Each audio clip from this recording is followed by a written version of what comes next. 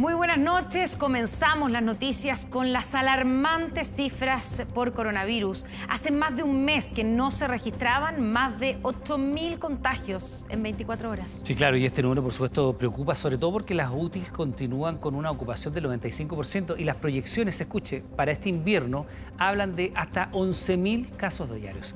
Davor Juranovic tiene más detalles. El escenario hoy es tan crítico que el martes ni siquiera el ministro de Salud avisoraba más de 8.000 contagios diarios. No sé de qué o en qué se afirman para decir que vamos a llegar nuevamente a los 8.000. Este jueves, los números le dieron la razón a los expertos que pronosticaban un oscuro escenario. Desde el 10 de abril, que nuestro país no alcanzaba este umbral. Hoy se anotaron 8.117 nuevos contagios. No es culpa de las autoridades que el virus circule, no es culpa de las autoridades que haya aparecido un virus nuevo en el mundo, no es culpa del gobierno que el virus esté circulando. ¿Usted piensa que nosotros lanzamos el virus y que el virus circula porque el gobierno quiere que aumenten los casos? Los casos aumentaron un 6% en una semana. Preocupan las regiones de Aysén, los lagos y los ríos. También la disponibilidad de camas UCI, que sigue en torno al 95%. La ocupación de camas está en el 96% en este minuto. Uno puede decir, bueno, les queda un 4%, no, es que ese 4% siempre son camas que están en algún tipo de transición o están reservados, por ejemplo, para tratamientos oncológicos. El ritmo ha sido intenso y ya van 14 meses de pandemia. El doctor Ristori no lo oculta, está cansado. También un poco cansado de estar en este mismo tema ya más de un año, digamos ya, y mirando que para adelante, por lo menos en un futuro muy cercano, no le veo una solución rápida. La Fundación Ciencia y Vida proyecta que con el escenario actual, junio tendrá más de 9.000 contagios diarios e incluso hacia las fiestas patrias, Chile podría registrar cerca de 11.000 casos cada 24 horas. Nos vamos a seguir infectando, pero en algún minuto, cuando el nivel de vacunación de la población llegue al número que estamos esperando, del orden del 75-80% de la población, podríamos pensar que incluso vamos a estar en una inmunidad de rebaño, inmunidad de manada, pero contra evitar la enfermedad grave. Es decir, vamos a seguir viendo un número de infectados todos los días de aquí, incluso a fin de año. Más de 3 millones de personas ya obtuvieron el pase de movilidad. Todo en medio de las críticas de sociedades médicas que cuestionan su implementación. Yo veo las sociedades científicas que firman esos papeles, son 5 sociedades científicas. ¿Para qué seguimos engañando a la gente? Hay más de 37 sociedades científicas en Chile. El ministro realmente a veces parece que se entusiasma mucho. Nosotros somos una sociedad científica reconocida, que tiene una historia, que tiene una trayectoria. Estamos inscritos, no sentimos, digamos, que la crítica nos haya llegado. Yo creo que el ministro de alguna manera siente una frustración. Mientras en Santiago la positividad alcanza el 13%, en el país llega al 9%. Solo Tarapacá, la Araucanía y Magallanes muestran cifras a la baja en medio de una pandemia que aún tiene para rato. Es insuficiente. Bueno, ese es el concepto que se repite en la oposición ante el anuncio del presidente Piñera sobre los mínimos comunes. IFE universal que beneficiará al 100% del registro social de hogares y que alcanza la línea de la pobreza. Eso son lo que escuchamos ayer, justamente a esta hora, los anuncios del presidente. ¿Cuáles son los cuestionamientos y los plazos que deberá enfrentar el Congreso? Lo vemos a continuación. Hay que salir a trabajar si no llegan los beneficios que necesita la gente. El pueblo necesita los beneficios, pero no llega, se demora mucho. Yo pienso que la demora y las discusiones han sido muy demorosas. La discusión partió hace semanas y por eso hay molestia, porque el acuerdo entre el gobierno y oposición era agilizar la llegada de soluciones económicas y evitar un cuarto retiro. Pero tuvo que pasar un mes para que la propuesta oficialista llegara. Vamos a establecer un ingreso familiar de emergencia universal que va a llegar en forma simple y rápida a todas las familias del registro social de hogares.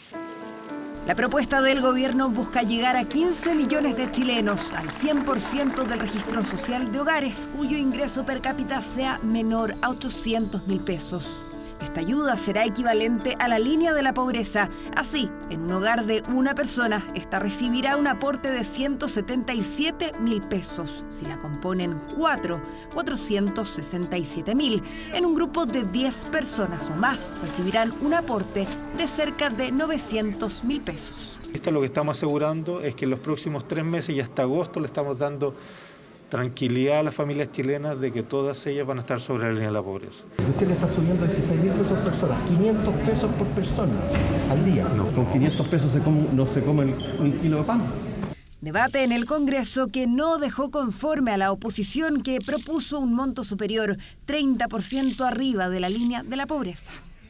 Pero aspiramos a que sea más alto el aporte, porque la composición de los gastos que tienen las familias hoy día en Chile no es el mismo cuando el país viviera una situación normal. Lo que ha propuesto el gobierno no es la letra definitiva, es el comienzo o es un paso siguiente para poder lograr entre todos llegar a un punto que sea realmente bueno para las chilenas y los chilenos. Cuestionamientos que apuntan además a la cantidad de pagos. El proyecto del gobierno contempla 3 cuotas hasta agosto. El de la oposición busca llegar hasta septiembre y con posibilidad de extenderlo. El acceso al beneficio ha sido otra de las críticas. Solo para quienes recibían es automático, pero para quienes no reciben están dentro de ese nuevo 20% para llegar al umbral del 100, tienen que postular. También pudieran no aceptarle y van a tener que nuevamente, ¿cierto?, apelar. Entonces son tiempos que se pierden para que llegue el beneficio a quien lo necesita hoy día. No es que sea postulable, lo que ocurre simplemente es que hoy día las personas que ya están en el registro social de hogares, obviamente va a ser automático. Para las personas que no estuvieran en el registro social de hogares, lo que tienen que hacer es ingresar una primera vez, pero una vez que estén dentro del registro social de hogares van a tener efectivamente de forma automática los meses venideros. Habrá 6 días para su discusión en la Cámara y se espera que la próxima semana pase al Senado. Se ha dilatado bastante, hemos esperado más de un año, mucho más, y cada familia todos los días tiene sus necesidades. Muchos tenemos problemas económicos, así que pagar deuda también está dentro de las prioridades. Nuevo IFE que vive días claves en el Congreso para que las ayudas económicas, de ser aprobadas, lleguen a fines del mes de junio. Bueno, las críticas de la oposición a los anuncios del gobierno provocaron un duro cruce de declaraciones. El ministro del Interior acusó a Jasna Proboste de comportarse como candidata y no como una líder que debe lograr acuerdos. Proboste respondió y además fue respaldada por su sector, como nos cuenta Kevin Felgueras. Queremos anunciar que este ingreso familiar universal de emergencia se va a pagar en los meses de junio, julio y agosto. Anuncio en horario prime con ministros e invitados presentes en La Moneda. Y sí, más de 20 días transcurrieron desde los primeros acercamientos entre el gobierno y la oposición para que la agenda de mínimos comunes derivara en el envío de 3 proyectos de ley. Solo minutos pasaron para que una dura respuesta surgiera en el Congreso Nacional. Sin duda que estos anuncios son débiles. Son débiles para la familia. El Estado debe hacer un esfuerzo mayor. Este gobierno no entiende el país que le ha tocado gobernar. Fuertes críticas y disconformidad evidente de quien lideró las conversaciones en nombre de una parte de la oposición. Cuestionamientos que no solo apuntaron al alcance de las propuestas, también a la gobernabilidad de la administración Piñera, actitud calificada por La Moneda y el oficialismo como una estrategia electoral. Me parece que es una crítica más bien política que técnica. Me parece que está hablando más bien la candidata que una líder, ¿cierto?, que tiene que sentarse a negociar. A algunos les podrá gustar el tono, no les podrá gustar. Esto es la forma en que yo lo he hecho siempre y no vamos a cambiar hoy día porque a algunos les haga ruido algún otro tipo de situación.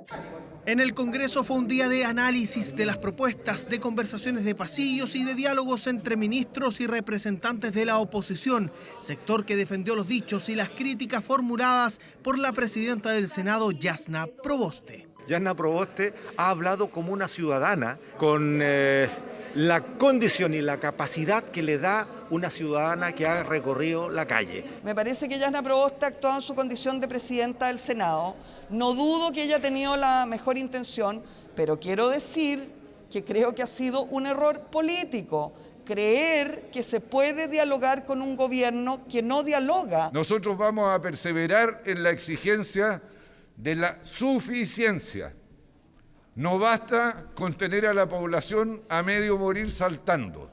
Defensa generalizada a la líder del Senado desde una centroizquierda que propuso ayudas que superaran en un 30% la línea de la pobreza. Sin embargo, desde el Frente Amplio, bloque que no participó de las conversaciones, la postura fue distinta. Nobleza obliga, este proyecto va en la dirección correcta. Si bien es el mínimo, podríamos hacer un mayor esfuerzo. A mí me parece que esto es lo mínimo que puede ser aceptable. Dialoguemos, sentémonos, conversemos y construyamos desde la base de esto a lo mejor una mejor propuesta. Propuestas que serán analizadas en diversas comisiones y votadas la próxima semana en la sala de la Cámara de Diputadas y Diputados. Debate en donde la oposición buscará ampliar los montos del ingreso familiar de emergencia. La pregunta es si existe margen de negociación. Nosotros como gobierno somos un gobierno dialogante y en ese sentido nosotros no imponemos cosas, sino que conversamos. Esperamos que haya espíritu de diálogo en el Congreso y no espíritu de imponer cosas. Agenda social impulsada tras el diálogo político que busca aliviar los bolsillos al menos por los próximos 3 meses en el segundo año de pandemia. Proyectos que en el Congreso van a requerir de acuerdos entre dos sectores que hoy están enfrentados y lejos de los mínimos comunes. Un bono de 1 millón de pesos y medidas de alivio tributario fueron algunas de las propuestas presentadas por el gobierno para las pequeñas y medianas empresas. Anuncios que fueron bien recibidos por algunos gremios, pero otros incluso los acusaron de engaño y de letra chica. Los restaurantes de Punta Arenas, al igual que miles en todo el país, están agonizando. Por eso sus dueños siguieron con atención el anuncio presidencial. No es suficiente, nunca es suficiente. Si hay una ayuda directa, nos parece brillante. En ese sentido entiende y agradece las ayudas que llegan, hasta el momento que han sido insuficientes, porque en definitiva lo único que resuelve nuestro problema es trabajar. El gobierno propone entregar 1 millón de pesos a todas las pymes que tengan al menos un trabajador, otro bono que corresponderá a 3 meses de IVA en 2019 y el pago de cotizaciones previsionales de trabajadores suspendidos por 4 meses. Estamos entregando una cantidad de beneficios a las pymes que van a ser muy expeditos, porque se van a poder hacer por medio de la página de impuesto interno y a partir de eso se va a depositar directamente por medio de la tesorería. Pero además habrá un beneficio adicional a las pymes lideradas por mujeres. Quisiéramos apoyarlas algo más y por lo tanto en los bonos que corresponden al IVA y al bono de 1 millón de pesos parejo van a tener un adicional de 20%. Medidas que de todas formas llegaron con polémica. Yo me sentí engañado, por eso dije, marido engañado. Casi no me puedo meter adentro del auto por los cuernos. El presidente de ASEXMA acusa que la moneda invitó a una reunión y no al anuncio presidencial. Además, dice que hay letra chica. La compra del Estado todavía hay que dejar garantía, las pymes no las tienen lo suficiente, los bancos no las están otorgando. Él habla de las patentes, efectivamente. Pero son las transitorias, las permanentes las tienen que pagar. Y así esa es letra chica. A nadie se le obliga ni a participar de una reunión, ni tampoco a participar de un punto de prensa. Por tanto, no existe ninguna posibilidad que exista tal cosa como que se ha mencionado, que es un engaño. No. Transparencia absoluta, completa y total. La moneda además propone alivios tributarios como la devolución del crédito fiscal del IVA y la eliminación transitoria de la tasa de interés penal. La CONAPYME valoró los anuncios. La eterna espera es lo más complejo. Y eso ayer se dilucidó y esperamos no seguir transformándonos en el jamón del sándwich entre un sector político y el otro. Propuestas del gobierno que tienen un costo fiscal de $2.000 millones, 1.000 menos que el paquete de ayuda esbozado por la oposición en el documento de mínimos comunes. Lo de las pymes es insuficiente, necesitamos ahí mucho más recursos, sobre todo lo que tiene que ver con capital de trabajo, que es urgente que las pymes puedan desarrollar. Dialoguemos, sentémonos, conversemos y construyamos desde la base de esto a lo mejor una mejor propuesta. Una tramitación que no será fácil y que en su primera etapa se concentrará en el Senado. El alivio a las pymes se tomará también el debate durante los próximos días. Y vamos a otro tema. Una serie de mandatos bancarios falsos alertó la existencia de una notaría fantasma que operaba a través de Internet y con una dirección física inexistente. Los estafadores emitían documentos electrónicos con los que defraudaban a bancos para retirar vales vistas que no habían sido cobrados. La Asociación de Notarios presentó una querella contra quienes resulten responsables. Desde el miércoles que las redes sociales de Nora y su hija se llenaron de alertas, el teléfono tampoco paró de sonar, diversos mensajes les advertían que habían sido víctimas de una estafa. No tengo idea, pero anoche llamaron diciendo de que me tenían, que estaba con problemas de una plata. Que no lo creí hasta que me empezaron a dar información que ya me hizo como caer en cuenta de que en realidad sí eran documentos delicados que se estaba prestando para esto. En Internet se había filtrado un supuesto mandato notarial en el que Nora autorizaba a un tercero para realizar trámites bancarios a su nombre. Ya sea cuenta de ahorro, cuenta vistas, vales vistas, cheques, del modo que sea, pero a través del banco porque es un mandato bancario. Preocupadas fueron a primera hora al banco para solicitar un vale vista que Nora guardaba para su vejez, 18 millones de pesos que ahora tienen un paradero desconocido. Fuimos a ver qué es lo que sucedía y en el banco me dice que ese vale vista no existe. Entonces, mi pregunta es, ¿qué pasa con ese vale vista? ¿Dónde está el dinero de ese vale vista? ¿Dónde fue? ¿Si fue cobrado o no mediante esta estafa?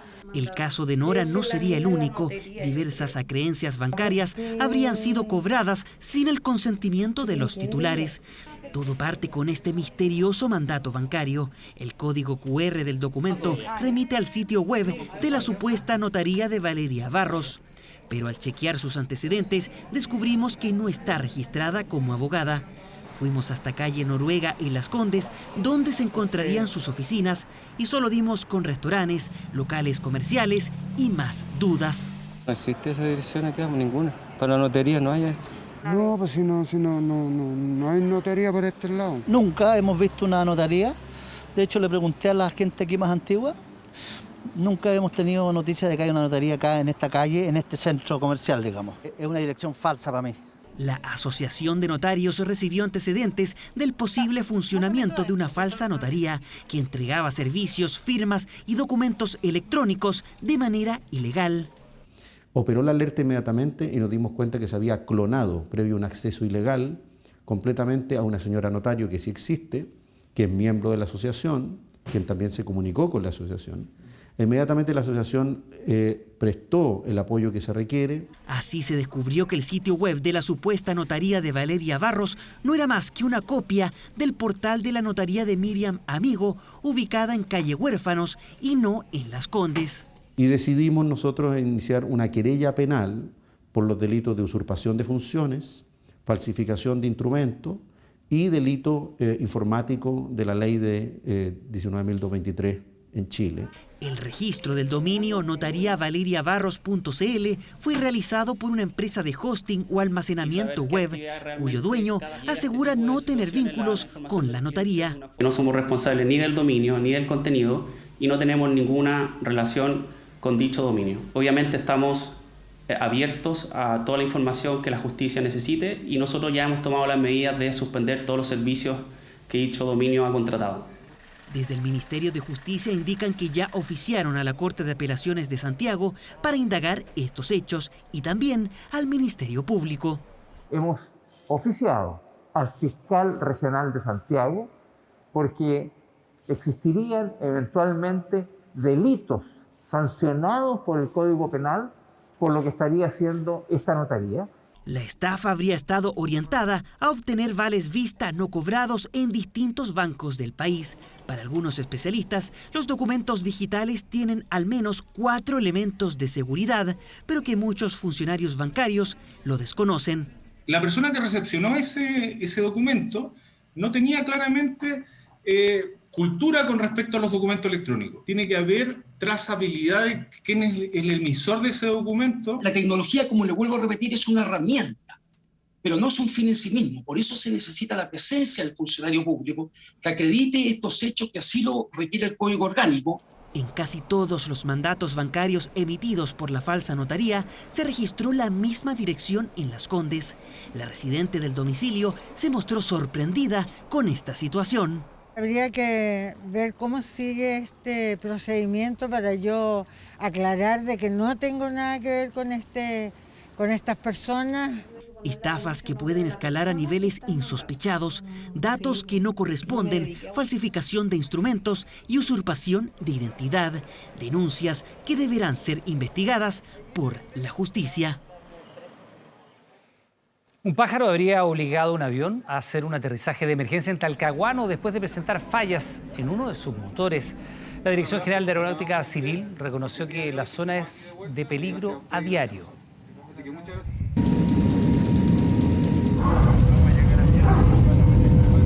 En el momento del despegue tuvimos aparentemente una ingesta de un animal durante el despegue. Así suena el avión. Fueron minutos tensos, pero también de mucha expectación en el cielo y la tierra. Vuelo interrumpido por una emergencia, aterrizaje forzoso con 124 pasajeros. La situación al momento está controlada, estamos procediendo para un retorno a la ciudad de Concepción. Les pido por favor que mantengan la calma. Fue difícil y obviamente sentimos miedo, pero gracias a Dios estuvimos tranquilos en el avión. Esto sucedió al momento del despegue. Eran las 9 de la mañana. El avión salió desde el aeropuerto de Talcahuano rumbo a Antofagasta. Sin embargo, debieron regresar por un desperfecto mecánico.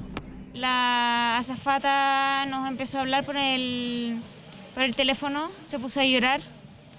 Eso nos puso un poco nerviosos. Yo iba sentado en el asiento 23, por lo tanto pude apreciar el motor y una llamada de fuego. Había mucha vibración en la máquina. La aeronave regresó al aeropuerto Carriel Sur, donde los pasajeros debieron ser evacuados. Luego bomberos trabajó en extinguir el fuego. A través de un comunicado, la Dirección General de Aeronáutica Civil precisó que el problema se generó en uno de los motores, mientras que la empresa a cargo señaló que el incidente se deba posiblemente a la ingesta de un ave. Se produjo un incidente en uno de esos motores, una aeronave Airbus A320 Neo, creemos probablemente debido a la ingesta de pájaros, a raíz de lo cual se aplicaron los procedimientos de seguridad y operativos correspondientes.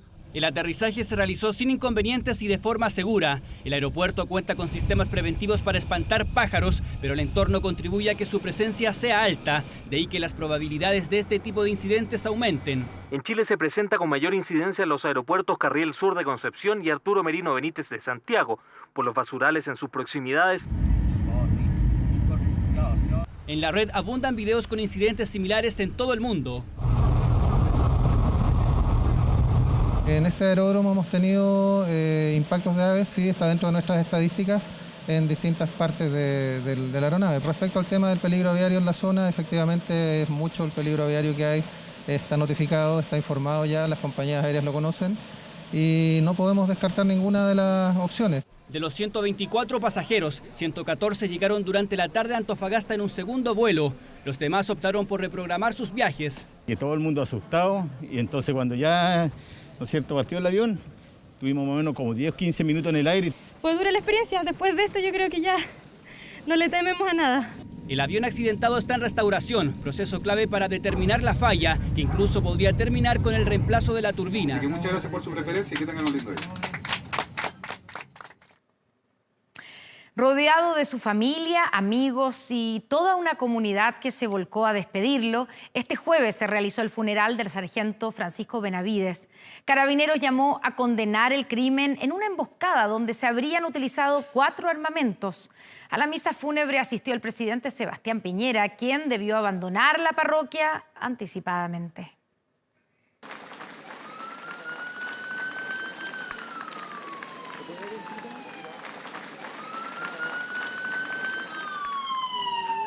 Fue el adiós de una institución, de toda una ciudad, a un mártir, pero también un vecino y amigo. Poco antes de las 10 de la mañana, el féretro del sargento Francisco Benavides salía hacia la parroquia de Quillot desde su casa en el sector Guacamalá, donde vivió sus últimos años. Un pequeño homenaje que le podemos hacer. Que el rey, que el Señor lo tenga en su santo reino. Estoy medio dolorido. Da pena lo que está pasando en Chile. En su llegada a la parroquia, una multitud aguardaba al exterior, todos con la misma consigna, exigiendo justicia. No hay respeto por la vida, no hay respeto por nada hoy en día. Estamos dolidos, como vecinos, como puede ser como familia, porque es de allá, de nuestra localidad. Justicia, ya hay otro más atrás, no se ha hecho nada. Un clamor al que también se sumaba don Segundo. Sus 2 hijos fueron carabineros, ambos murieron, el menor de ellos, el sargento Germán Cid, asesinado en la frontera el año 2015. Yo este caso realmente que le va a pasar igual que a mis cabros, porque la justicia dentro de este caso no está. Carabineros está desprotegido. A esa hora, al interior de la parroquia de Quillón, familiares, amigos y autoridades, entre ellos el presidente Piñera y el general Yáñez, despedían al sargento, ceremonia emotiva que tuvo un momento particularmente tenso. Vamos a salir por acá, esperemos. Anticipadamente el mandatario abandonaba la misa. Familiares le manifestaron su incomodidad ante su presencia. Minutos después, el padre del sargento sufría una descompensación. Solo pasó por el momento de la incidencia del dolor, pero ya estaría muy recuperado. No compartimos la reacción de algunas personas que tienen este tipo de acciones, porque el respeto a la figura del sargento Francisco Benavides es un ejemplo para todos los habitantes de este país. Lamentamos el incidente ocurrido, siempre lo que pedimos es el respeto hacia las personas. Concluida la ceremonia, el féretro del sargento Benavides salía rumbo al cementerio en el sector Cerro Negro. En medio de honores y el dolor de su familia, ingresaba para su último adiós. Jornada en que Carabineros volvió a condenar el asesinato del mártir 1222, uno que ingresó a los 19 años a la institución y que viajaba diariamente más de 3 horas para servir en la Araucanía, en la llamada Macro Zona Sur. Tiene que haber una condena transversal, pero que sea pública, enérgica. Porque el que no lo hace es cómplice de lo que está ocurriendo.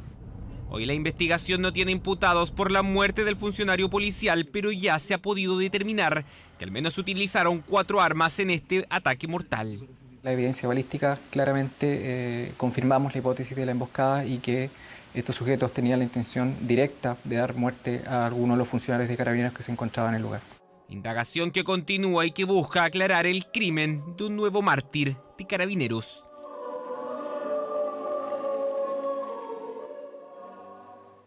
La alta comisionada de Derechos Humanos de Naciones Unidas, Michelle Bachelet, afirmó que los bombardeos en la franja de Gaza pueden constituir crímenes de guerra. Bachelet comparó la situación de los civiles de ambas partes y afirmó que mientras en Israel disponen de la cúpula de hierro y de fuerzas militares para defenderlos, los palestinos no tienen protección ante ataques aéreos y tampoco pueden escapar a ningún lado debido al bloqueo que ha ejercido Israel durante 14 años en la franja de Gaza.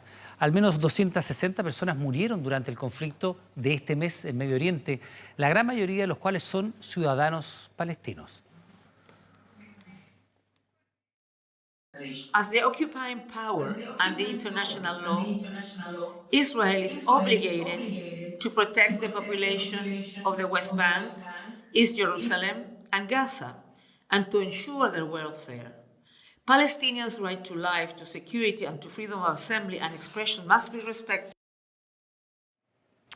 De vuelta en nuestro país, el candidato presidencial del PC, Daniel Jadue, marcó diferencias con quien será su contrincante en las primarias, el diputado Gabriel Boric, por las posturas que defendieron ambos en el acuerdo del 15 de noviembre. Jadue estrenó su sede de campaña, mientras el resto de los candidatos de la oposición analizan diversos escenarios luego que no fueran inscritos en la primaria legal. Se afinaba cada detalle, pancartas y fotografías afuera, mientras dentro del comando un inquieto Daniel Jadue. Esta es la casa en calle Gorbea, en el centro de Santiago, donde el candidato del Partido Comunista tendrá la sede de su campaña. Hay más de 10 personas en la vía pública, por eso. ¿No puedo ver el encargado? Sí, por favor. Una presentación que contó con la visita de Carabineros, que llegó a fiscalizar el aforo permitido. Aquí no van a ver más de... Llegó Carabineros delante, estaba preocupado por el tema del aforo. No, está muy bien que Carabineros haga su pega, esperamos todos que haga su pega y no otra. Acompañado de varios adherentes, el abanderado del PC lanzó este jueves la plataforma danieljaduepresidente.cl, donde espera constituir 1000 comandos para su campaña antes del próximo 30 de junio. Porque esto no va a ser una campaña tradicional. No va a haber un comando central. Jadwe se prepara así para el próximo 18 de julio, día de la primaria presidencial en donde se enfrentará a Gabriel Boric, el candidato de Convergencia Social y Revolución Democrática. Yo primero le voy a recordar a Gabriel que el acuerdo del 15 de noviembre fue porque los alcaldes y alcaldesas de Chile convocamos anticipadamente a una consulta nacional. Que nadie se atreva, por favor, a tratar de apropiarse de este proceso, porque este proceso lo definió el pueblo de Chile en las calles y no los parlamentarios en el Congreso ni el gobierno. Yo no creo que nadie pueda adueñarse de la movilización, pero es público y conocido que tuvimos diferencias respecto en particular de aquel acuerdo. Creo que eso es legítimo de poder debatirlo, pero no me cabe ninguna duda que son más cosas que las que nos unen que las que nos separan. Fuera de las primarias legales, se quedaron los candidatos presidenciales de Unidad Constituyente, Carlos Maldonado, la carta del Partido Radical, y la candidata del PS, del PPD y Nuevo Trato, Paula Narváez. También afina detalles por estos días de su equipo de trabajo al que podrían sumarse figuras, como el reelecto alcalde con el 92% de los votos en Renca, Claudio Castro. Evidentemente va a tener un rol dentro de nuestro comando, como lo van a tener también muchas mujeres y jóvenes, que es lo que estamos en este momento diseñando. Tenemos, por cierto, un equipo de trabajo programático, comunicacional, territorial, que vamos a ampliar ahora y rediseñar para la carrera larga, porque ya no hubo primarias legales, lamentablemente, en julio, así que ahora trabajando para noviembre. La carrera presidencial que va tomando forma en la dividida oposición, con Jadwe y Boric preparándose para la elección legal, mientras en la Unidad Constituyente aún estudian una eventual primaria convencional que podría sumar a la presidenta del Senado, Jasna Proboste, tras el mediático quiebre de hace algunos días que le cerró la puerta al pacto con comunistas y frente amplistas. Y la siguiente es la gran sorpresa que se llevaron en San Antonio con la imagen de enormes nubes, miren, ingresando al puerto. Todo esto ocurrió en horas de la tarde de este jueves, cuando de la nada, por sorpresa, apareció una enorme capa de nubes que pudo ser vista desde varios puntos de la ciudad. Este fenómeno, para los especiales, se llama neblina de advección, en donde la humedad se condensó al encontrarse con bajas temperaturas y produjo esto que usted ve, que es una gran ola de nubes. Además, se vio impulsado por un sistema frontal que afecta a la zona sur, fenómeno climático que no dejó indiferente a nadie y muchos lo registraron con sus respectivos celulares. Es nada más que una condición de neblina de advección. Esa neblina de advección tiene su génesis por una masa de aire cálida que está cargada de humedad y que al contacto con la superficie más fría en el océano, esta masa de aire cálido se condensa y se transforma en nubosidad y nubosidad baja en este caso. Cosa bien curiosa, que la temperatura bajó 6 grados, estaba en 19 y llegó a 13 cuando se produjo este fenómeno, porque obviamente tapó de alguna manera, ¿no es cierto?, el sol. Y por otra parte, el viento llegó cerca de los 15 nudos, que son aproximadamente unos 30 kilómetros por hora. La gente no se debe asustar por este fenómeno. Es un fenómeno que hay que disfrutarlo, hay que verlo, porque no siempre se da. ¿Salió el coronavirus de un laboratorio en Wuhan? Una tesis que nunca ha podido ser comprobada, pero que ahora cobra fuerza, ya que Estados Unidos dice tener unas dudas y también tener algunos antecedentes sobre este origen. ¿Por qué? Lo vemos en la siguiente nota. La idea de que el coronavirus se esparció desde un laboratorio ha rondado desde el inicio de la pandemia, pero ahora la duda está más presente que nunca. Por medio de un comunicado, el presidente Joe Biden ordenó a las agencias de inteligencia de su país que investiguen si el virus surgió o no en un laboratorio y para ello dio un plazo de 90 días. Esto ocurre después de que el diario The Wall Street Journal, citando informes de inteligencia, dijera que 3 investigadores del Instituto de Virología de Wuhan, la ciudad desde donde surgió el virus, sufrieron síntomas compatibles con el coronavirus en noviembre de 2019 y que incluso fueron hospitalizados. Por su parte, China reaccionó dando a entender que si revisaban el laboratorio, también debían hacer lo mismo con el de los otros países, recordando que ya hubo una visita de expertos internacionales. Del 14 de enero al 10 de febrero de este año, China respondió a la solicitud de los expertos internacionales sobre la misión conjunta de manera abierta, transparente y cooperativa, organizando visitas a diferentes laboratorios de bioseguridad, incluido el Instituto de Virología de Wuhan. Los expertos fueron a todos los lugares que quisieron ver y aprendieron en detalle sobre la gestión del laboratorio, las especificaciones del trabajo y los últimos avances en la investigación del virus. El presidente de Estados Unidos también dijo que van a presionar junto a sus socios para que China participe en una investigación internacional completa, transparente y basada en pruebas. Es importante recordar que en marzo pasado, cuando la OMS entregó su informe respecto del origen de la pandemia, Estados Unidos y muchos de sus países aliados cuestionaron el resultado final, que apuntaba a un origen natural y decía que era altamente improbable que fuera artificial. El asunto también ha tomado fuerza luego que Anthony Fauci dijera esta semana que no está muy convencido de que el virus hubiera traspasado de un animal salvaje a los seres humanos. Pero ¿cuánto puede afectar todo esto a la relación entre ambos países? Si el resultado de este informe apunta a que el origen del SARS-CoV-2 es artificial y que eventualmente se trataba de un virus que escapó voluntaria o involuntariamente del Instituto de Virología de Wuhan, eso sin duda complicaría mucho las relaciones entre Beijing y Washington y afectaría significativamente la imagen de China frente a la comunidad internacional, pero también al interior de su ciudadanía. Ocultaron información las autoridades chinas a la misión de la OMS que buscaba determinar el origen del virus. Podríamos saberlo dentro de pocos días. Mientras tanto, seguimos conviviendo con una pandemia que ya ha matado a más de 3.4 millones de personas en todo el mundo.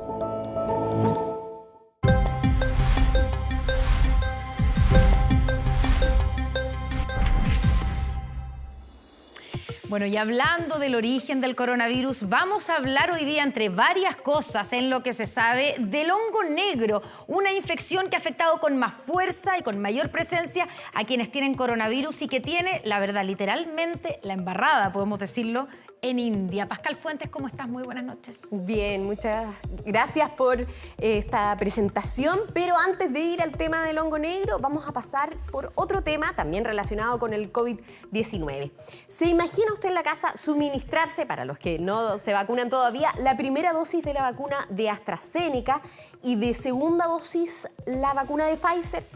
Es una posibilidad cierta para algunos países. Al menos 5 naciones, entre las que se encuentra Corea del Sur y Canadá, están estudiando la intercambiabilidad de las vacunas. En Estados Unidos, por ejemplo, admiten por el momento el intercambio entre las dosis de las vacunas de ARN mensajero que ellos tienen, autorizadas como la de Moderna y Pfizer. Son la misma, en el fondo, la misma tecnología. En la misma plataforma, claro. Pero anteriormente hablábamos de plataformas distintas. Sí. En España se desarrolla el estudio COMVIVAX, muy original el nombre, que se está llevando a cabo con personas menores de 60 años ya vacunadas con una primera dosis de AstraZeneca, que recordemos es una vacuna de vector viral. ¿Qué beneficios acarrea que esto resultara? Escuchemos. Se está pensando en esto principalmente por la escasez de vacunas. O sea, en el fondo, como no hay tantas vacunas para sostener una vacunación, una inmunización para todas las poblaciones, sobre todo en los países más desarrollados, entonces están pensando en cómo poder combinarlas para usar de una compañía, de otra y poder cubrir más rápidamente un mayor volumen de personas. Pero se requieren estudios, yo creo que los organismos reguladores los van a exigir y esos probablemente van a mostrar resultados que algunos van a ser mejores o un poquito peores, con mayores o menores efectos adversos, pero no creo que varíe mucho. Claro, como decía Flavio Salazar, en teoría debería funcionar y bueno, para eso están los ensayos clínicos, para que de manera contundente pueda ser algo que se empiece a utilizar, al menos en una primera etapa en estas naciones que ya están llevándolo a cabo. Bueno, vamos a ir al tema que tú comentabas en un principio, a este hongo negro. India está en una situación realmente catastrófica.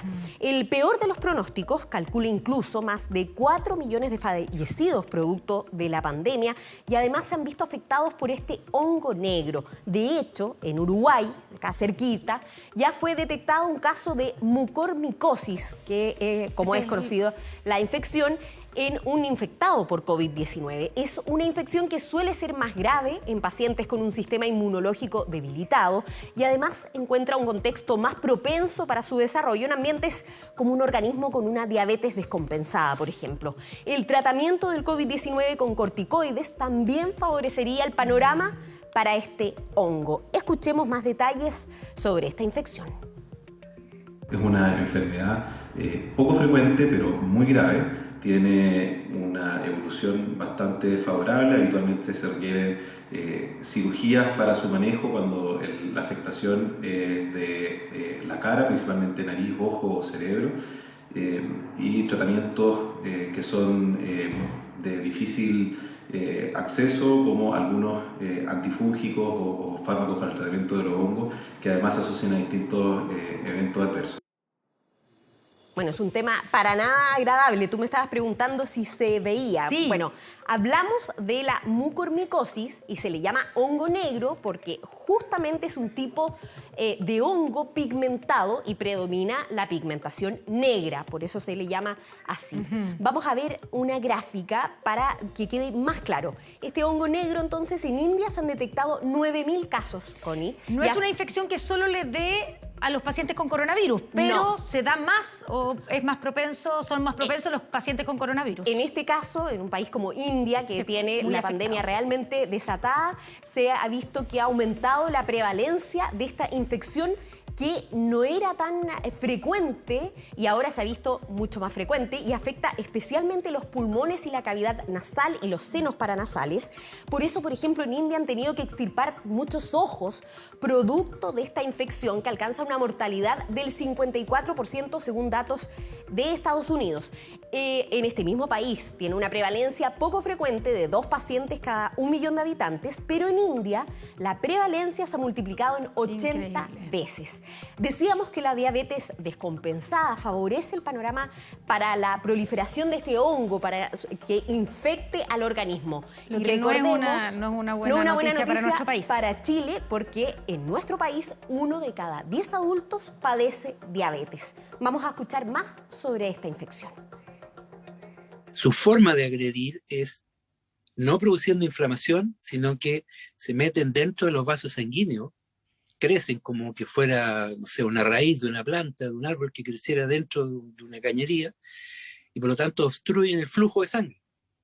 Y todos los territorios donde va esa arteria a irrigar quedan sin irrigación, se infartan, se mueren, produce necrosis, produce destrucción, hemorragia, etc. Es tremendamente dañino. Por lo menos la frecuencia aquí en Chile ha sido bajísima, si es que ha habido algún caso. Claro, el doctor Lupi nos decía que, bueno, él está en contacto, infectólogo, trabaja también en la Sochimi y están monitoreando este tema ante esta información tan preocupante. O sea, es un tema que es muy preocupante, pero que por el momento lo estamos mirando con un poco de distancia, ya que No hay se casos han en nuestro detectado país. en nuestro O no se han país. detectado, al menos. Al menos no se han reportado. Bueno, pero vamos a noticias un poquito más alegres, favor. porque quedamos un poco con escalofríos con este hongo negro. Para los que no pudieron apreciar el eclipse lunar, ¿tú pudiste? Sí, había que levantarse temprano. Sí, madrugadora la Connie. Exactamente. Yo preferí la camita en vez del eclipse esta vez. Dije, después voy a ver las fotos en redes sociales. Bueno, esta llamada luna de sangre, en la mañana de ayer miércoles, que ya la estamos mostrando ahí algunas imágenes, vamos, para los que se perdieron esto, les tenemos algunas fechas interesantes para que tome en cuenta. Lo vamos a ver acá también en nuestro estudio. Y para que las anote ahí en su calendario. Mire, el 10 de junio de este año habrá un eclipse solar anular, que es un evento astronómico en donde la luna está más lejos de la Tierra, por lo que no alcanza a tapar el disco. Ahí me tapó completo a mí. A ti te tapó completo, pero no va a tapar completo al sol. El sol. Pero la mala noticia es que no se verá de Chile. ¿sí? Se ¿Dónde se va apreciará a apreciar? especialmente en el hemisferio norte, o sea, Canadá, Groenlandia, Rusia. En noviembre, eso sí, ahí tenemos el eclipse lunar parcial, que se podrá contemplar desde nuestro territorio, pero como será parcial, no será tan impresionante como el vivido ayer en la madrugada. Y el 4 de diciembre, este sí que sí. Anótelo. El 4 de diciembre de este 2021, segundo año de la pandemia, tendremos un eclipse solar total. ¿Cuál es el evento más esperado por los científicos chilenos? Escuchemos lo que nos dice la astrónoma Daniela Fernández. Sin duda el más esperado de todos es el 4 de diciembre, donde tenemos el último de los 3 eclipses de los eclipses solares totales que cumplen esta trilogía de eclipses en Chile. Va a ser un poco complicado, a diferencia de los otros, porque primero cayó, ¿cierto?, en en Coquimbo, fuimos a Vicuña a transmitirlo en vivo, el año pasado fuimos a Pucón a transmitirlo en vivo, y ahora acá en la Antártida la totalidad. Entonces va a ser súper complicado. Estamos viendo opciones, obviamente, de poder transmitirlo en vivo. Tú me estabas preguntando si era igual al de la Araucanía, claro. Y al del Valle del Elqui que tuvimos complementa, como decía sí. Daniela, la trilogía de eclipses totales que tuvimos. Ahora, anda a saber tú que cierra un ciclo esto, quizá, ojalá. Ojalá que cierre, claro, el ciclo también de la pandemia. Coronavirus. Pero el problema es que es un poquito lejos, más lejos que el Valle del Elqui y la Un poquito Araucanía. lejos, Antártica. sí, en la Antártida. Vamos a ver si logramos subirnos a esa expedición también. Bueno, pero vamos a cerrar este bloque con otra noticia esperanzadora. A ver. Porque se trata de una tortuga, que ahí la estamos viendo, que es una Chelonoidis fantasticus. Y como su nombre lo dice, ha significado un fabuloso hallazgo para los científicos en el Parque Nacional Galápagos, ya que se trata de una especie que se creía extinta. Se ha calculado que debe tener entre 80 y 100 años, o sea, es de riesgo para el COVID-19 y es muy liviana para su edad porque no es tan grande tampoco. Solo pesa 30 kilos comparada con las otras 14 especies de tortugas gigantes de Galápagos identificadas. Algunas de ellas también que se han declarado extintas. Este ejemplar apareció en la isla Fernandina. ¿Qué te parece, Connie? Buenísima noticia. Una buena noticia. Para terminar nuestro bloque de lo que se sabe. Con Hasta algo el más podcast. alegre que el hongo negro. Exactamente, muchas gracias. Gracias a ti, buenas noches. Continuamos con Iván. Claro, y cambiamos de tema para contarle que en prisión preventiva permanecen 9 militares que están acusados de torturas en horario de toque de queda en Collipulli. Conversamos con uno de los hombres que denunció a la patrulla del ejército. Él asegura que fue maniatado, golpeado y llevado a un predio donde los uniformados habrían simulado un fusilamiento. Mire. Este aquí se llamaba Fondo... Tiene miedo de represalias. Dice que lo sucedido pudiera perjudicarle, pues su denuncia derivó en la formalización de una patrulla completa de la Brigada de Operaciones Especiales del Ejército, que estaban agregados al Regimiento de Victoria y que llegaron a la Araucanía por el estado de excepción.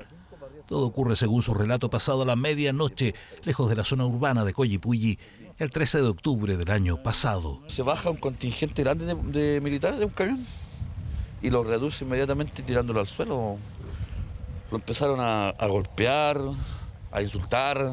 A nosotros quitaron los teléfonos, a mí me llevaron una manta, un trailonco, y siempre diciéndome que yo era un indio culiao, así con esas palabras. De ahí lo subieron a un camión, lo botaron arriba del camión, lo apuntaron con los fusiles. Pero recuerda que tras unos kilómetros de viaje llegaría lo peor. Y ahí ellos los bajan y lo ponen de rodillas. Y ahí uno que mandaba más le dijo que pasaran balas a los otros. Apunten y pasar balas, le dijo. Y escuchamos claramente cómo sonaron los fusiles en el momento que pasaron balas. Y uno de ellos le dijo, yo no tengo por qué andar hueando aquí si yo vengo de Santiago en vez de estar con mi familia, le dijo.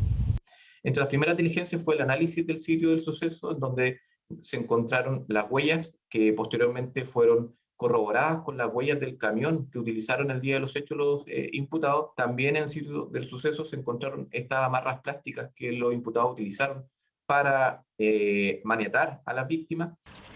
Desde que se conoció la denuncia, 3 miembros de la patrulla militar han pedido voluntariamente la baja. El resto sigue prestando funciones en el ejército. Sería lo más conveniente que fueran apartados de la institución militar, pues, y que paguen. Lo que nosotros hemos dicho permanentemente es que todas las personas tienen que actuar dentro de la ley, y por eso lo que queremos es que la justicia haga su trabajo, y para eso tenemos que cooperar. Estas son personas que en este minuto han sido formalizadas, o sea, han sido notificadas que van a hacer proceso de una investigación. A mí me sorprende que el ejército, por lo menos tomado conocimiento de estos hechos, no haya iniciado un sumario administrativo que permitiera develar la verdad y eventualmente determinar las responsabilidades. La pena a la cual arriesgan es una pena que supera los 5 años en día, la cual puede llegar hasta 10 años de presidio mayor en su grado mínimo.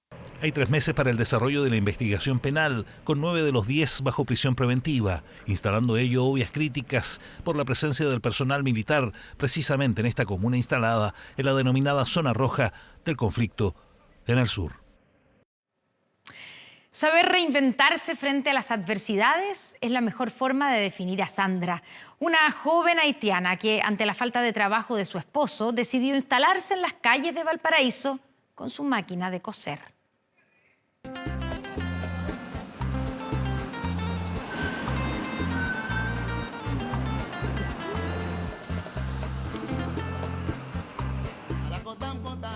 Está instalada en plena calle, al igual que todos los comerciantes ambulantes de Valparaíso, pero ofrece un servicio novedoso y por eso se ha vuelto llamativa. Costuras vastas, cierres y parches al minuto, se gana la vida provista de hilos, tijeras, agujas y una máquina de coser. La primera vez, por eso me quedé parada mirando y por eso le estaba preguntando si le podía traer una salida de cancha, porque yo mandé arriba en el cerro a arreglar una salida de cancha a mi esposo y se le dejaron mal cosidas las piernas. Entonces por eso le preguntaba si la tenía al tiro. Siempre vengo para acá y me arregla mis pantaloncitos, muy profesional, es muy profesional, detallista en su trabajo y en verdad muy dedicada. Sandra es una joven madre haitiana de 26 años, decidió salir a trabajar hace 3 meses cuando su esposo quedó cesante. Entre los dos se las arreglan para el cuidado de sus hijos de 1 año y medio y 3 meses de vida. Me gusta costura, me gusta trabajar también. Por eso salir a la calle, a buscar la vida. Tiene ganas para trabajar y es súper trabajadora. Ya me dijo, ya, está cesante, puedo meterme a trabajar y tú cuidas los bebés mientras. Si bien en la población migrante se han dado durante este tiempo mayores tasas de ocupación que la de los nacionales, también tuvo un impacto la pandemia en ellos, aumentando en dichos meses la desocupación. Llevan 7 años juntos y 4 de casados. En 2018 su marido se vino a Chile, trabajó y ahorró, lo que le permitió ingresar a primer año de trabajo social. El sueño de Sandra, en tanto, es estudiar enfermería. Por ahora, sus compañeros ambulantes destacan el ingenio que tuvo para ofrecer este servicio express. No le va bien también, pues. Bueno, en algo tiene que ganarse las moneditas, pues. Lo que llama la atención es que ni un chileno se nos ocurre esas cosas, pues, y otra persona extranjera se le ocurrió. Llamativo y ingenioso. No se ve esto acá. No se ve esto. Y empeñoso de que tiene que lucharlo nomás, pues. En su vocabulario no existe la palabra discriminación. Por ahora, como muchos, deben seguir trabajando para solventar a su familia. Pese a su juventud, la tienen clara. Saben, este trabajo informal no será por siempre. Su meta es convertirse en profesionales para hacer un aporte en nuestro país, que ahora también es el suyo.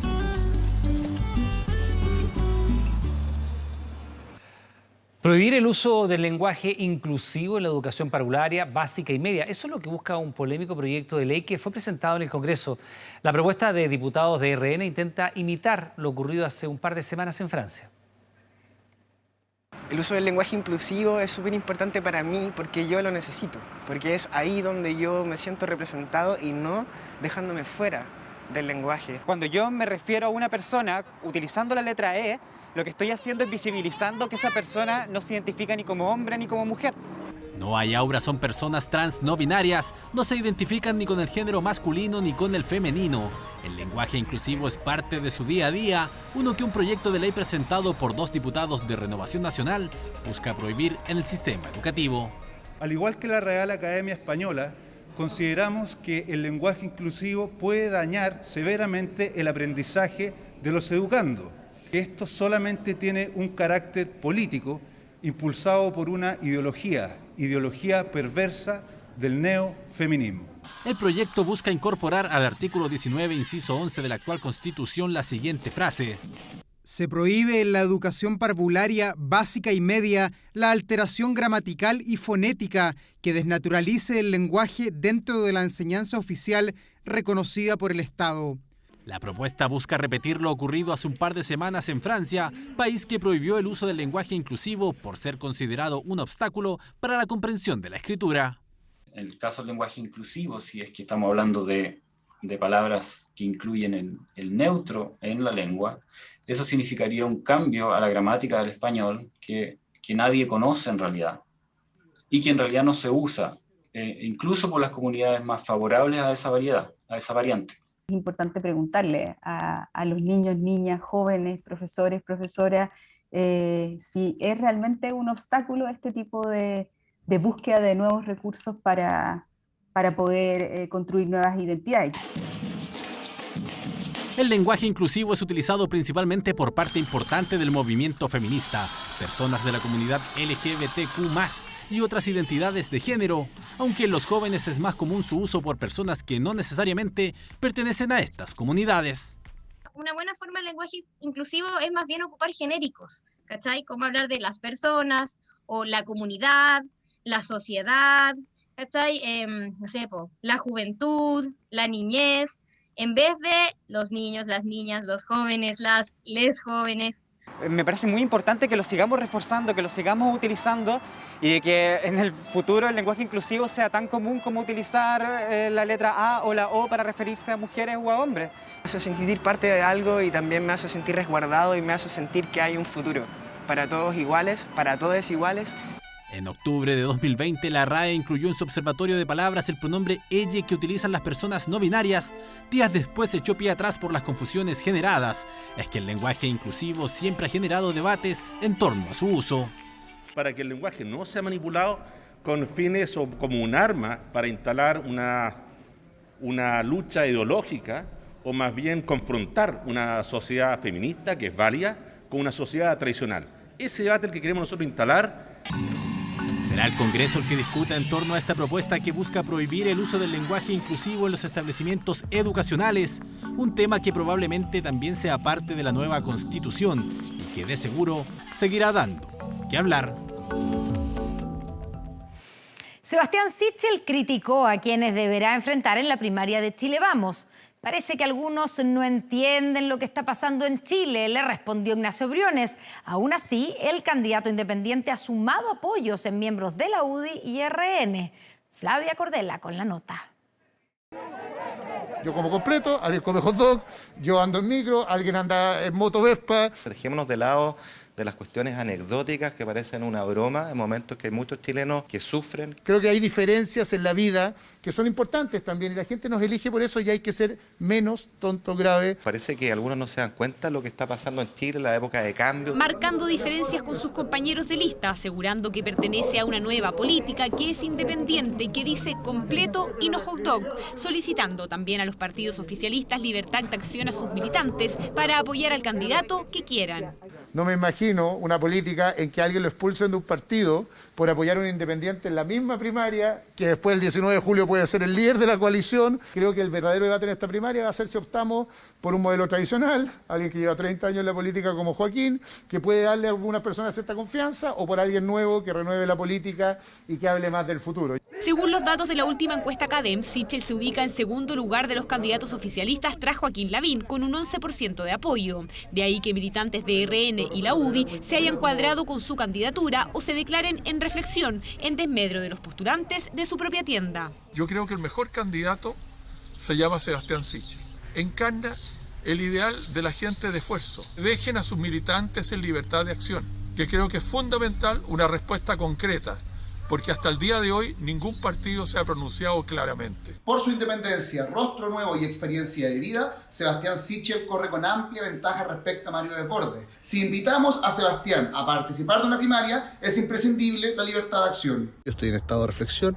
Tenemos una reunión con nuestro candidato de la UDI, que es Joaquín Lavín, y ahí se tomarán, o yo tomaré mi decisión respectiva. El desmarque de algunos militantes de RN llevó a Desbordes, candidato que figura con un 4% de respaldo según la CADEM, a asegurar que no piensa en bajar su candidatura.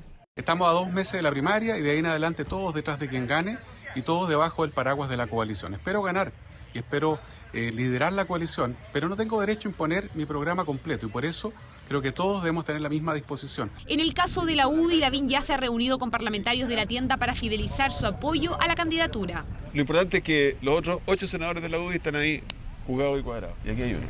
Mira, ese es un tema de los partidos políticos. En todo caso, la gente es libre, así que en el secreto del voto cada uno va a marcar lo que quiera. En Evópoli, en tanto, ha primado el orden y sus parlamentarios se han cuadrado con la candidatura del ex ministro de Hacienda. Yo creo en la libertad de las personas profundamente. Y en esta candidatura nosotros tenemos un partido que es un partido chico, un partido nuevo, de gente joven que está cuadrada con esta candidatura. Diferencias entre candidatos que algunos buscan marcar con fuerza en la recta final. De ahí la importancia que tendrán los debates a los que se enfrentarán las cartas del sector. Se espera que sean al menos 3 instancias, algunas en regiones y la final en Santiago.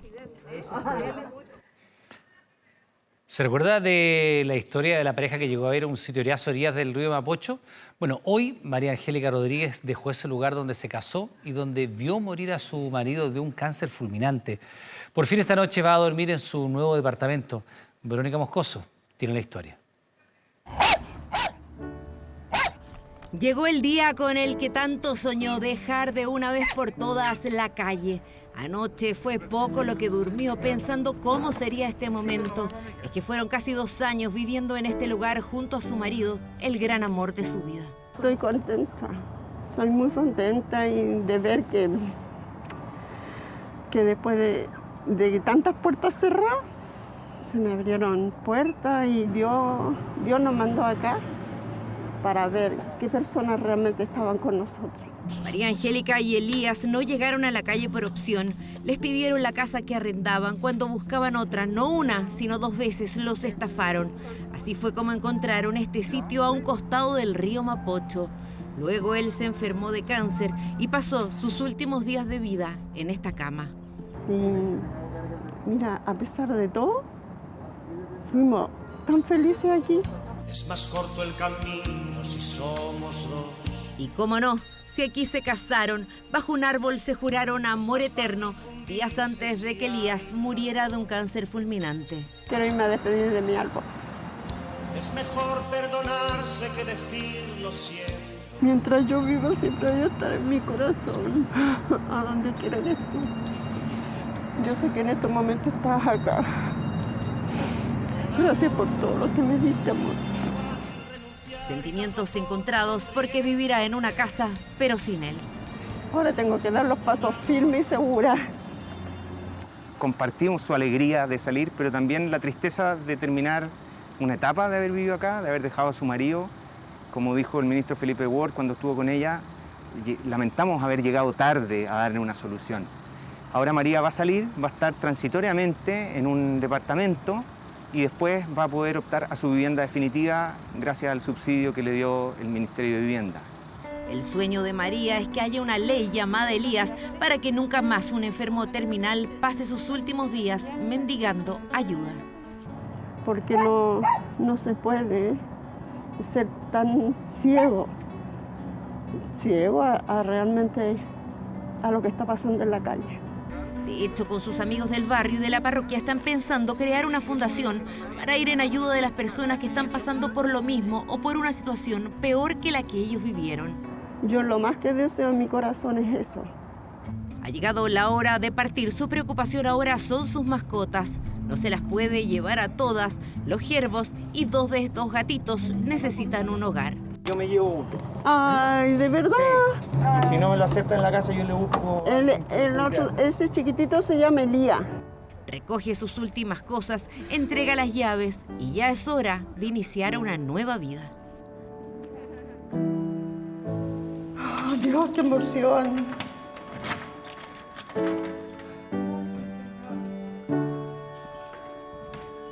¿Te gusta la casa? Sí, mira acá, hay otra puesta, mira, a ver. Mira acá. ¡Ay, qué lindo! ¡Ay, qué lindo! Mira. Ahora me voy a poder bañar. Espera, no por presa.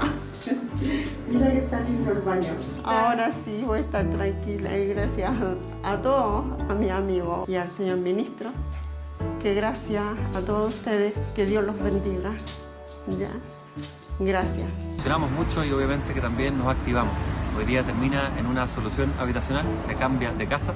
Yo sé que don Elías lo está acompañando y es un día muy importante para doña María. Sacarla de la calle es un tema tremendo, es un ejemplo que todos debieran ayudar a que no pase esto con las personas, porque es tremendamente doloroso. Estamos hablando de seres humanos.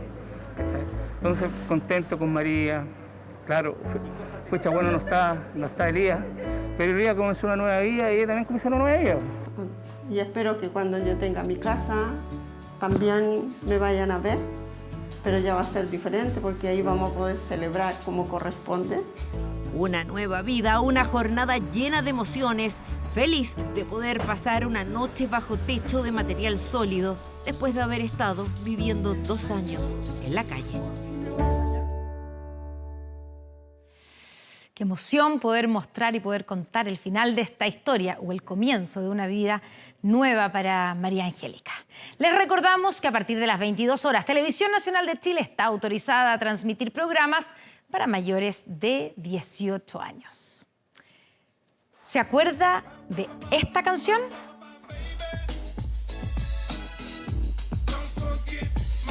Tal vez son muy jóvenes ustedes, pero a principios de los 90, Milli Vanilli era uno de los grupos musicales más importantes del mundo, pero su fama se derrumbó. ¿Por qué? Porque se supo que sus cantantes no cantaban, que usaban playback y que las voces que se escuchaban eran de otras personas. Justamente acaba de morir quien hacía una de esas voces reales y que estuvo involucrado en uno de los mayores fraudes en la historia de la música. La noticia enluta a la música. Una de las voces del renombrado y ultra polémico dúo Milli Vanilli, famoso en la segunda mitad de los años 80, acaba de morir víctima del COVID-19. Pero más allá de eso, llama la atención de qué integrante de Milli Vanilli se trata. ¿Habrá sido ese? No. Entonces fue ese. Tampoco. Fue uno de los que cantaba, que no era ninguno de los que parecían cantar. Yo creo que es el mayor fraude que se ha registrado en la historia de la música popular.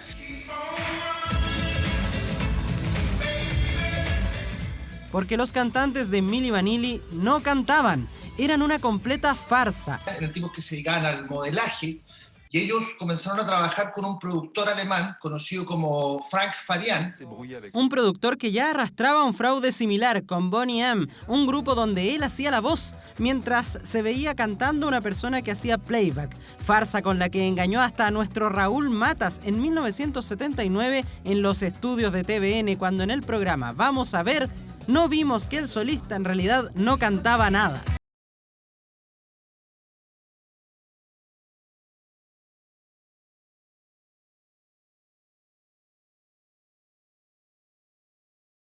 Así, Frank Farian recibiría en 1987 a 2 jóvenes dedicados al modelaje, Rob Pilatus y Fab Morvan, quienes tenían enormes ganas de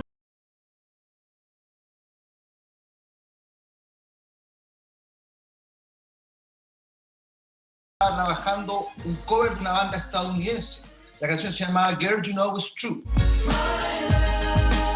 Una canción que fue furor en las bases del ejército norteamericano en Alemania, que estaba grabando junto a exmilitares dedicados ya a la música. El asunto es que ellos no querían giras ni exposición mediática, así que Frank Farian dijo que pasen los 2 jóvenes y les propuso hacer la mímica sobre la canción grabada por los militares retirados. No aceptaron el trato, pero Frank Farian ya les había adelantado dinero a ellos para poder grabar esta intentona de hacer un grupo pop. Por ende les hizo un chantaje, les exigía el dinero de vuelta. Los tipos no tenían cómo devolverlo. Y así nace Milli Vanilli y penetran en Estados Unidos. Entre 1989 y 1990 fueron uno de los números pop más poderosos de la Tierra. En una época que, por ejemplo, Madonna estaba en el pic de su fama. Les fue muy bien, 7 millones de copias vendieron y ganaron el Grammy en 1990 como Mejor Artista Revelación, hasta que la verdadera revelación fue la que se supo ese mismo año, tras algunos shows en los que se fue notando su gran mentira, el uso de playback. Los modelos no cantaban, sino que lo hacían John Davis y Brad Howe.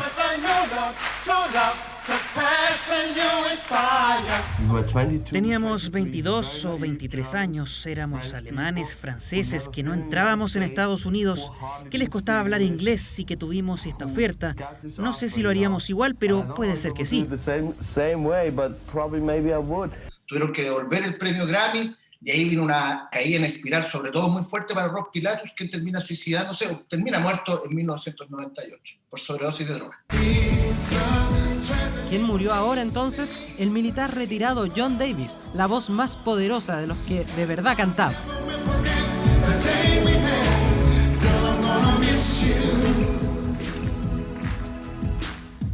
John Davis, quien después del Milli Vanilli Gate probó suerte por sí mismo, hasta partir ahora por el COVID. Triste noticia, por supuesto, aunque algo extraña también, porque ¿murió uno de los Milli Vanilli? No, pero a la vez sí. Curioso fenómeno que ocurre cuando hablamos de la verdadera historia tras uno de los más grandes fraudes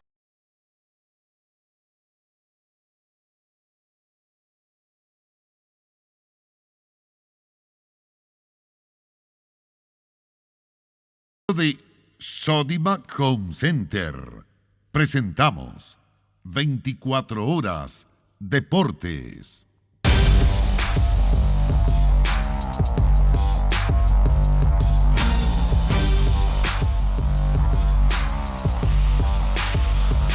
La Roja de las Artes se sigue armando. Este jueves se sumó Claudio Bravo y Gary Medel, que de inmediato se integraron al régimen de entrenamientos en Juan Pinto Durán. ¿Cómo les va? ¿Cómo están? Buenas noches. Con todos los referentes integrados, Lasarte ya diseña y planifica su debut en clasificatorias frente a Argentina el 3 de junio en Santiago del Estero.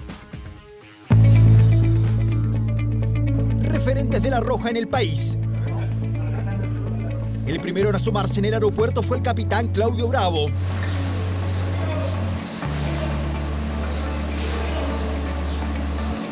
Luego fue el Pitbull.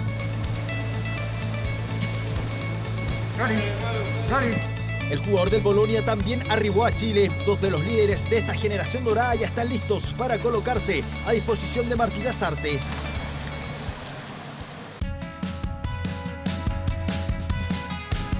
Bueno, adaptándose un poquito aquí a los trabajos. Siempre son muy exigentes, pero también es muy bueno siempre estar en la selección. Estas son imágenes de este jueves. Tras un día de descanso, La Roja volvió a entrenar. Lasarte, el más contento, porque lleva teniendo a casi todo el plantel para trabajar mucho más días de lo que corresponde. El tiempo es poco, por eso se debe aprovechar. Todos apuntamos a poder tener los 6 puntos. Obviamente estamos trabajando para eso y queremos que así se dé.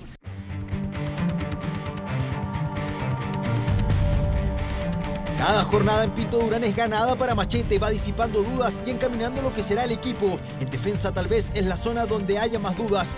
Hay opciones partiendo por Guillermo Maripán, de gran presente en el Mónaco francés. Anotó 5 goles en la temporada recién finalizada. Hacia Maripán, ¡gol! ¡Gol! Francisco Sierra Alta fue otro destacado ascendiendo a la Premier League con Watford. Enzo Rocco actualmente está sin club, pero goza del beneplácito de Machete. También está Gary Medel, que viene recién regresando tras una larga para por lesión, pero su experiencia es bien vista por Lasarte. Será una dura competencia. Venimos todos en buen momento y si me toca jugar, excelente, si no apoyar afuera. Estamos todos en muy buen momento, así que el técnico va a elegir, pero estamos todos preparados, estamos todos entrenando muy bien. Ben Brereton ha sido la gran novedad esta semana en la selección. Este británico es una incógnita, pero en Pinto Durán aseguran que tiene condiciones y habilidades que hasta el momento no habían en la selección. Pero un muy buen jugador, es fuerte, técnicamente se asocia muy bien, así que yo creo que nos va a hacer muy bien tener jugadores diferentes en la selección. Con la llegada de Bravo y Medel, La Roja ya tiene a todos sus referentes en Chile. Lasarte, enfocado, ya maneja y diseña las variantes de su debut oficial ante Argentina el próximo 3 de junio.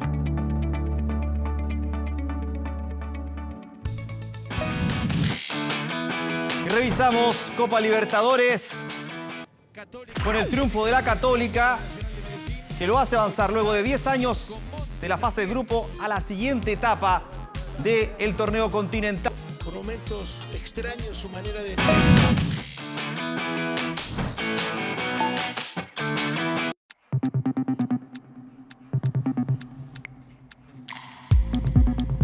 Y en Italia aseguran que Alexis y el Rey Arturo quedarán libres en el Inter. La crisis económica pega muy, pero muy fuerte en el cuadro lombardo.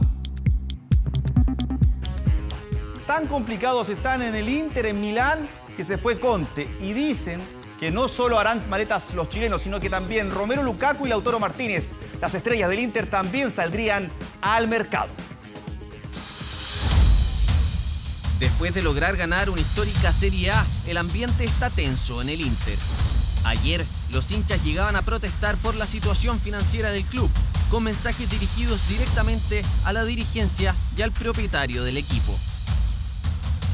toma tus responsabilidades o deja nuestra ciudad. Steven Chang, el dueño del Inter, pasa por apuros económicos y por eso debe hacer caja de manera urgente. Así el Rey Arturo y Alexis entran en la lista de posibles partidas de Milán, por estar entre los mejores pagados de la Serie A. Los 7 millones de euros de Sánchez y los 6,5 de Vidal son la piedra de tope de su continuidad en el cuadro lombardo. Solo con un gesto de ambos estarían en los planes de Chang. El FC Internazionale Milano anuncia que ha llegado a un acuerdo para la rescisión consensuada del contrato con el técnico Antonio Conte. Con la partida de Conte, se va el principal sostenedor de la dupla chilena en el club. Conte sacó la voz por primera vez desde que volvió a reunirse con Arturo Vidal. Es un jugador que puede jugar en todos los roles y estamos contentos de tenerlo con nosotros. Guarda Alexis. En lo que respecta a Alexis, seguramente en el momento en que se reinició la temporada, cuando cerró el mercado, se metió en cuerpo y alma en el equipo y creo que él está contento porque sabe que siendo o no titular, todos son importantes. De inmediato comenzó la danza de candidatos para reemplazarlo, pero uno corre con ventaja.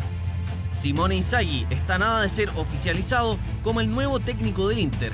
El ex estratega del Lazio aceptaría las condiciones y la baja presupuestaria para afrontar la Liga y la Champions, el gran objetivo pendiente. Por lo pronto, el Rey y Alexis piensan en La Roja, Argentina y Bolivia en su mente. Después, habrá tiempo para definir su incierto futuro. Y con esta información finalizamos el bloque deportivo del día de hoy. Corte comercial, pero siga informándose en 24 Horas Central. Que esté muy bien. Muy buenas noches. Estamos de vuelta aquí en las noticias para contarles que un hombre recibió una brutal golpiza en el centro de Arica. Un cuidador de autos informal lo atacó con un palo, presuntamente por haber golpeado a su perro. La víctima, un profesor, está en riesgo vital. Este es el brutal ataque que recibió un hombre la mañana de este jueves en el centro de Arica. El agresor con chaleco reflectante se acercó violentamente a quien se encontraba a unos metros de él y con este palo lo golpeó reiteradas veces en la cabeza. Es un cuidador de vehículos informal del sector quien ve y le señala a Carabineros que había sido agredido un perro. Ante eso se genera la discusión y comienza a agredir a esta víctima. Carabineros realizó patrullajes para detener al victimario, a quien identificaron gracias a las cámaras de seguridad y videos entregados por vecinos, quienes están impactados. Es una angustia tan grande porque conocemos a los dos. ¿Y esto es normal acá o no? ¿Un sector tranquilo? No, es un sector muy tranquilo. Muy tranquilo, o sea, ¿no es normal este tipo de cosas? No, jamás se ve esto. Noroeste Dávalos es profesor universitario, sufrió lesiones graves y está en riesgo vital en el Hospital Juan Noé de Arica. Fue derivado y traído al hospital con una ambulancia del SAMU. El paciente hoy día está en este momento en pabellón, está grave y el pronóstico es reservado. El agresor será formalizado este viernes por homicidio frustrado. A los 88 años de edad murió el exministro Eduardo Frei Montalva y Patricio Aylwin. Patricio Rojas. Médico de profesión, Rojas fue un histórico militante de la democracia cristiana. Sin embargo, el partido lo suspendió en 2018, luego que el Tribunal Supremo lo sancionara por no informar a la familia Frei la existencia de una autopsia a los restos del exmandatario. En ese gobierno, en 1969, fue designado ministro del Interior. Tras el retorno a la democracia, Patricio Aylwin lo nombró en defensa, cargo en donde protagonizó tensos encuentros con Augusto Pinochet en el inicio de la transición. Estamos de vuelta en las noticias con lo que ha ocurrido en México. En pleno acto de campaña fue asesinada una candidata a alcaldesa en el centro del país. Claro, el crimen es el último de una larga lista de una de las competencias electorales más violentas que se han vivido en ese país en las últimas décadas.